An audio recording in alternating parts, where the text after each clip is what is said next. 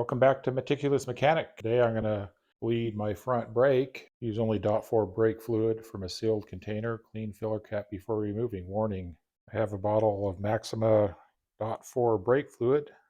I actually opened this up on 9/7/22 because I had put new brake lines and pads on. I have a trick to reseal this.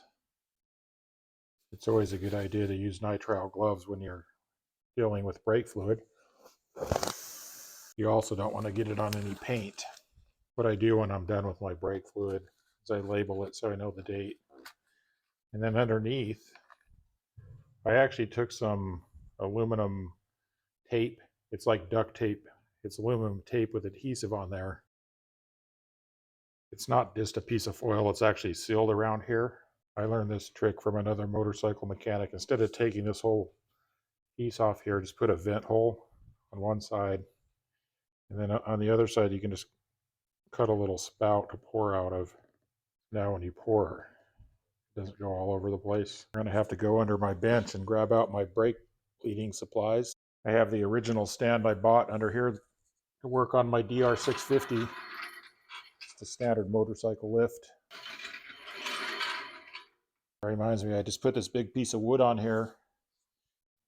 And then on the other side, I routed out a hole because there's a drain plug on my Suzuki. So when I set it down here, it doesn't, the frame rides here and here, and then the oil plug goes into this recess, and it's pretty stable. I have a box under here that has all my brake bleeding supplies in it. Most of this is for working on bicycles. There's for Tektro brakes. This is all for SRAM hydraulic brakes. Shimano mineral oil, a Shimano brake bleeding bottle. If you drink U-Band coffee, these containers work out really well because I labeled this one Shimano. It's just a U-Band coffee thing. And in there I have all the Shimano brake bleeding stuff. These .5.1. Actually, here's a Motion Pro mini bleeder. And here's all the little hoses for bleeding, different kinds. It's a pretty good system. The reason I like these used U-Band coffee containers is actually, if you see this, it's made out of high density polyethylene, and that actually resists paint thinner. That's what paint thinner comes in. It's way better than like if it said PP, polypropylene. That's not as good. I have all these extra SRAM syringes, so I think I'm going to dedicate one to motorcycle use. I'm going to cut off this special fitting I don't need. These syringes are pretty nice because they have an O-ring here, so it seals nice. This is a container I saved probably from an old Clorox wipes, high density polyethylene. I think that'll be good just to sit my syringe in here when I'm not. I'll fill it up with fluid, and then when I can just set it in there like that. That'll work good. Instead of trying to pour in that master cylinder, I'm just going to suck some brake fluid out with the syringe. Now I can just suck some fluid out of here.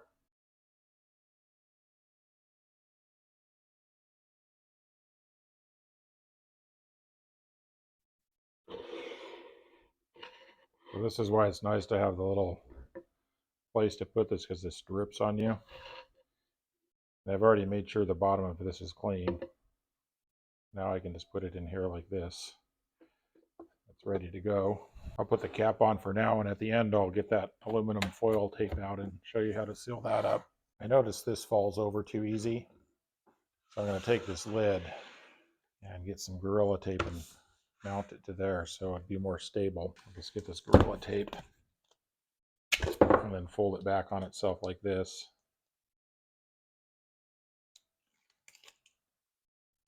And stick it on the bottom of here.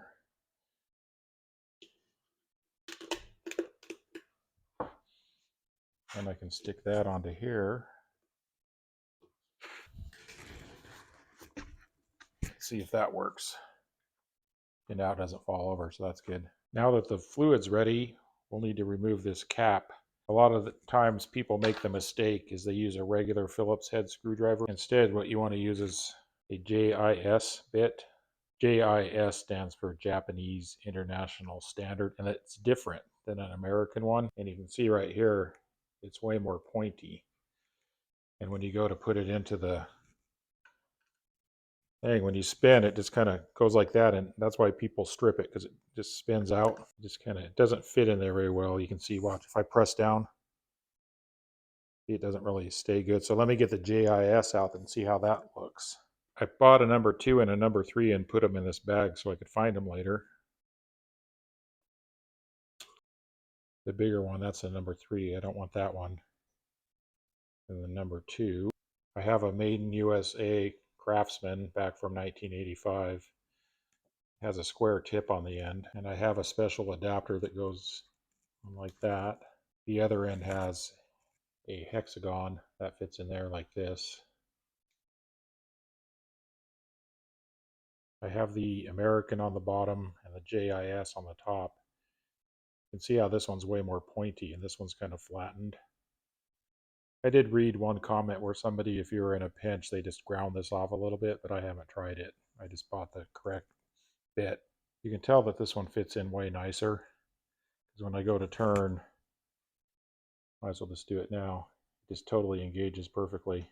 So before I do that, my bike's already pretty clean, but you want to clean around this seal really well, because once I take this cap off, I don't want any dirt in there. You want to rotate this master cylinder up so it's level with the ground. I usually just put a mark over on the other side,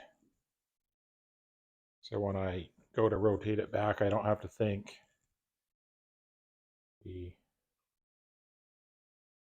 There and up. Problem I might have is I don't have a lot of slack in my hydraulic hose. Let's give it a try. Down here it's pretty tight.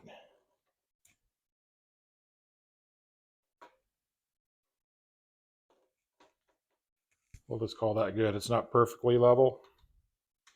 As long as I don't fill it all the way up to the top, I'll be okay. Before you remove the cap, wipe your bench off, make sure it's clean, and lay out a clean towel. This is where I'm going to set that master cylinder cap so it doesn't get dirty. I'll just set it on here once I take it off. You're definitely going to be getting some hydraulic fluid on your hands, even if you're super careful. So take one rag. This is just a crummy paper towel, so I spray this one with Simple Green. This is the one that I'm going to do my initial wiping with. A little more on. Make sure it's soaked pretty well, because this is how you're going to get the hydraulic fluid off your hands. And then get your clean other rag. This is the final wipe. So you take the gross rag, get most of it off your hands, and then you take this and do your final wipe. So when you get the stuff on your hands, you go like this, you wipe on that one, then you wipe it on this one. That's ready to go. Since the master cylinder is pretty clean, I'm just going to use that same rag to clean this off. Just clean around the edges here and then wipe it really good. Go all the way around. I bought this rolling tray, which comes in really handy to set stuff on, so it's right where you need it. Here's the place I'm going to set the master cylinder cover when I take it off, so it's super clean. Even with the JIS, you still need to be careful. Make sure you push down really hard. I like to take my hand and put it on the top here and then grab it and turn. Or you can kind of just hold it down like this and spin it off. But make sure you've got it perfectly lined up straight. Make sure you don't have it cocked off to the side funny like that. Make sure it's going perfectly perpendicular. Push down and turn. That one. And the other side. Just pushing down and turning. These weren't very tight. You probably want to push down really hard if it's really old and rusted or something. Now you can carefully lift it off straight up. So there's the cover. Under the cover is a plastic piece. Be careful because there's rubber underneath this plastic you don't want to rip. You can see it right there. Actually, you can take the whole thing off at once. Just leave the plastic on.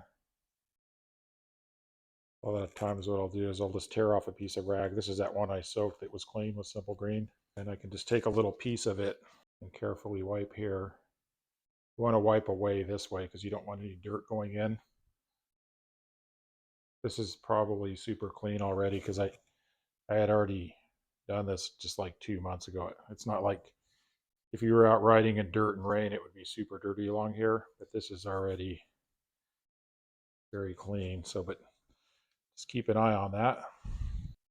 So now you can just throw this away and the rest of your rag is clean. Just a quick aside, I get a lot of mileage out of these U-band things because what I did is I took a knife and I cut it off here so it looks like this. It makes it wider. And then these are nice because that little rag you had, you just throw it in there. It's like a little mini trash can. Then you don't have to go find the big trash can. It's right there on your bench. Normally this would be full of dirty fluid, but I had sucked it out because I took those brakes off to do the valve check videos. And in the previous videos in this series, you saw how I had to feed the hose back up, but those lines were sucked dry. So now we can move on to putting the fluid in here and look at the bleed nipple and stuff.